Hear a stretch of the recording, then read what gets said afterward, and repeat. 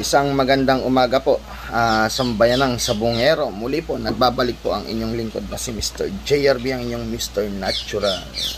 Ngayon mga kasama, bibigyan natin kayo ng isang panibagong trivia topic na alam ko na malaki ang maitutulong sa inyo, no? Kasi may nagtanong sa akin na ito kagabi, no? So, piniem sa akin, mas minabuti kong sagutin na through videos, no? Para nang sa ganun naman lahat naman ho makita ang sasagot ko sa kanyang katanungan regarding to kung paano malalaman, no, yung mental state condition ng ating alagang manok, na which is pinaka-importante in the stage na naghahanda tayo ng manok panglaban, no? Kailangan masigurado natin sa kanila yung kahandaan nila, not only physical but through mentally, no? So may mga ibibigay ako sa inyo, mga guidelines paano sila makikita na nasa magandang mental state na sila, no? O yung prepared na sila, on focus na sila. At ano yung mga don't, no, na mga katangian na dapat ina-out natin ng ating alaga. Itong mental state na conditioning na to, pinaka-importante po ito sa stag.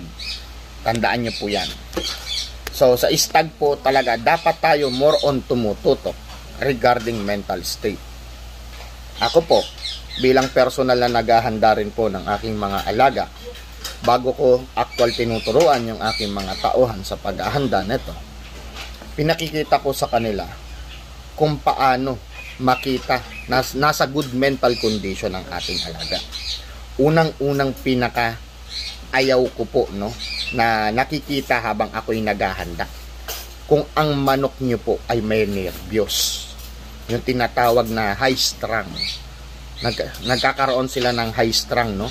Minsan ilagay nyo po sila sa isang scratch pen lahat, no? Daanan nyo ho sila. May mga katangian yung stag. Halimbawa, nag-selection na kayo, no? Magaganda na selection.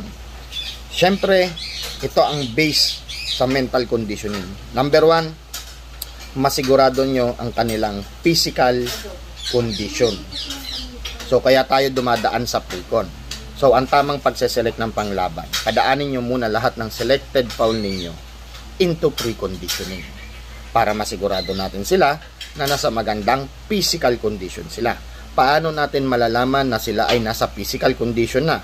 Unang-una, buo ang katawan ng ating alaga, walang sapola, walang taba, magaan, namumulang gilid ng kaliskis, no, yung sa paa, yung sa gilid, no, namumula yan.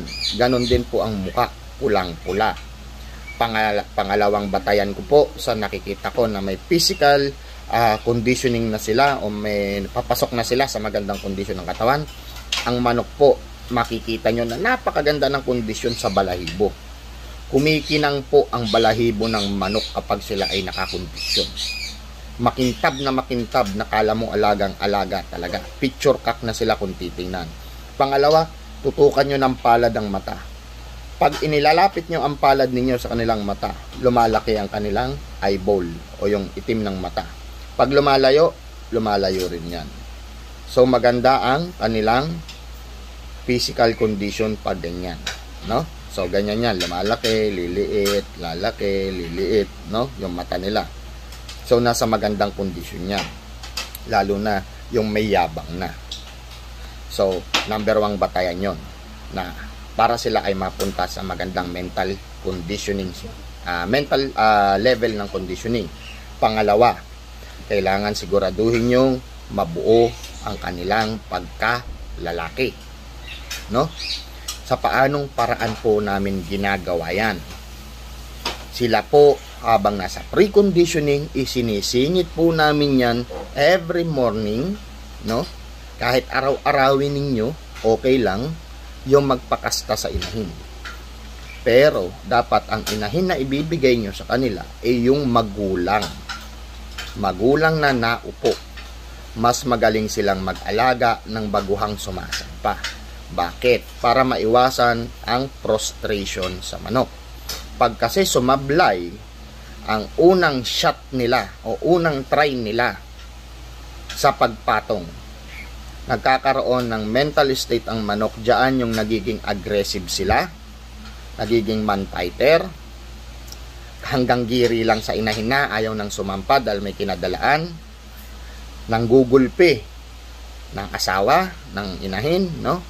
Nang bubugbog. At the same time po, kahit hawak mo na siya, tuka pa rin ang tuka. Yan po ang mga possible. So, kaya napaka-importante ng first shot nila. So, kapag nagawa natin ho sa preconditioning yan, masigurado yung kanilang number 1 and number 2 na importance, which is the physical condition, at syempre yung tinatawag na emotional condition, saka sexual condition.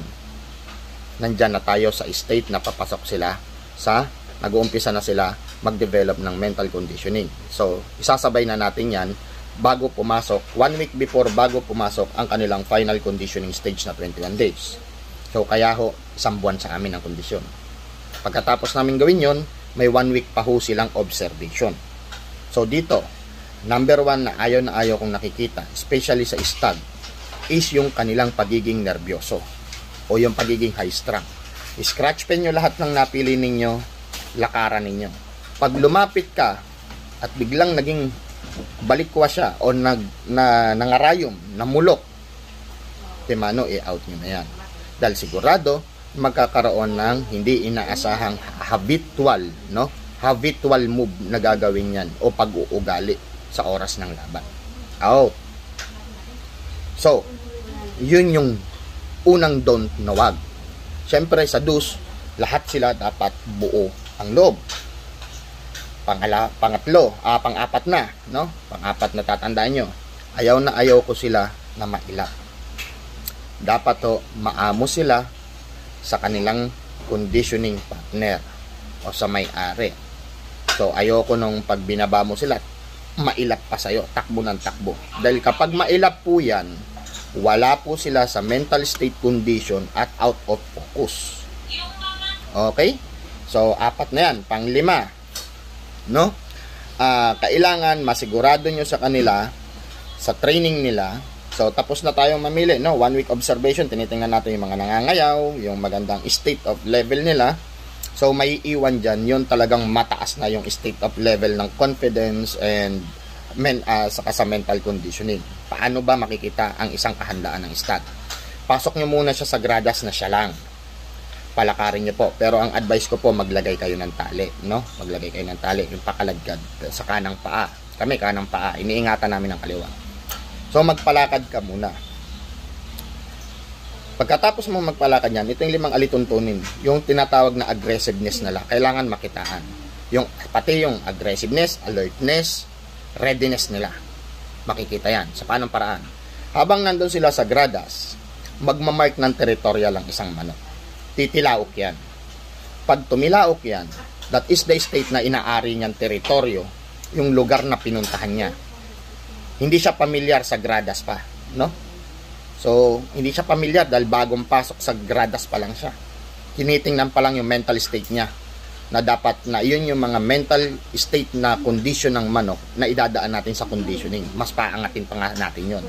Pero tinotroubleshoot na natin yung mga early syndrome o early symbol na may bad habitual sila, na hindi natin dapat sila isabak sa conditioning.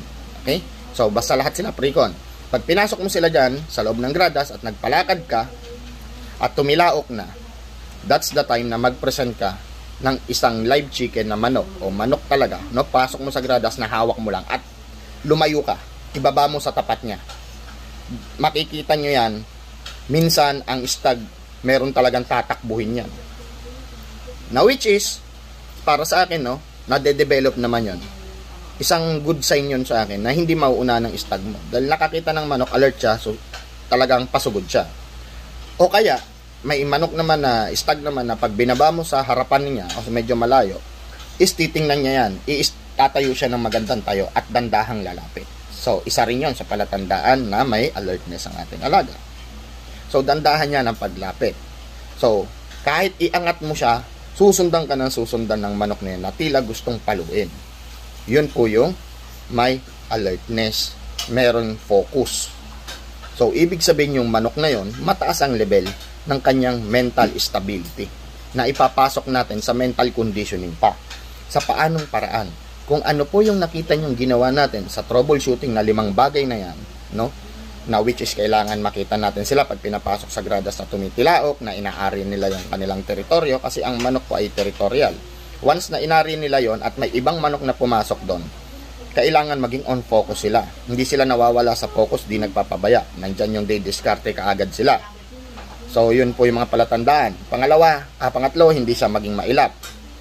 Pangapat, kailangan di siya nervyoso. At syempre, yung pangunang-una, kailangan magandang kanyang physical stage of condition, at syempre buong pagkalalaki, matikas. So, yan po ang mga bagay at alituntunin po ng ating alaga ay nasa mental state of condition. Even though naka-precon lang sila, makikitaan nyo na sila niyan. At yan ang mga manok na masarap i-selection. Lalo't lahat naman ho ng pinili natin ay selected, pipiga pa rin ho tayo niyan. Dahil may mga stag talaga na mataas ang nervyos o may kinadalaan. Minsan sa aso, minsan nagugulat, minsan maaga siyang medyo nagkaroon siya ng kadadalaan na tinatandaan, o nagkaroon ng ibang habitual because nag-failure tayo doon sa pag-hardening sa kanila, no? Especially kasi hardening, importante talaga yan, na which is talaga nagpe-present tayo ng mga inahin. So, yan ang 5 alituntunin ko para nakikita ko kung alin sa mga stag ko o sa mga manok ko na ipapasok sa conditioning, nasa mataas ang level ng mental stability nila. Uulitin ko, mental stability ang pinaka-importante sa akin. Walang high strung o walang nervyos, no?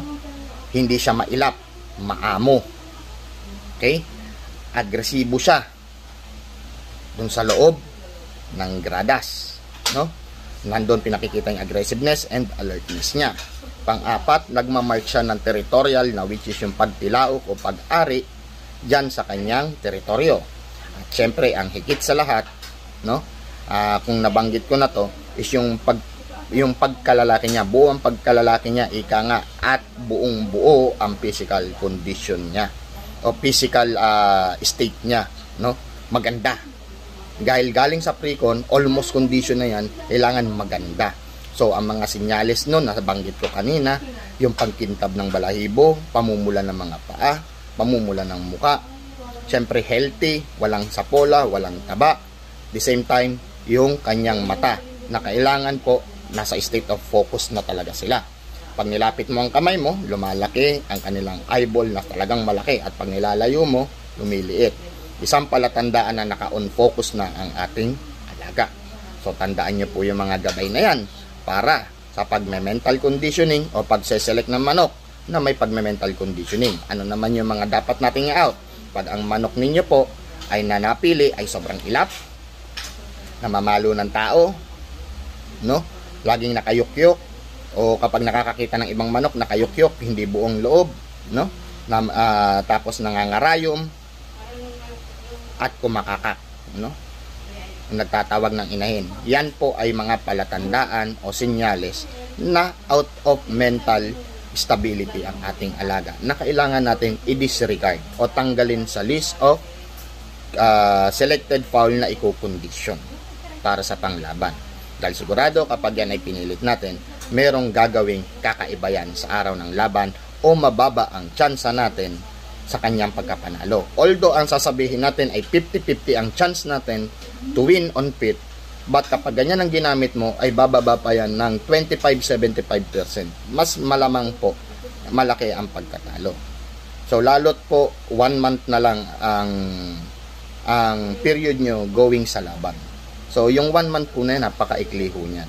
So, kaya nandyan po yung 1 month selective talaga, no? Yung, tawag dito, yung selection process na, masusing selection process, at the same time, plus 21 days, fully conditioned system ninyo, and keeping.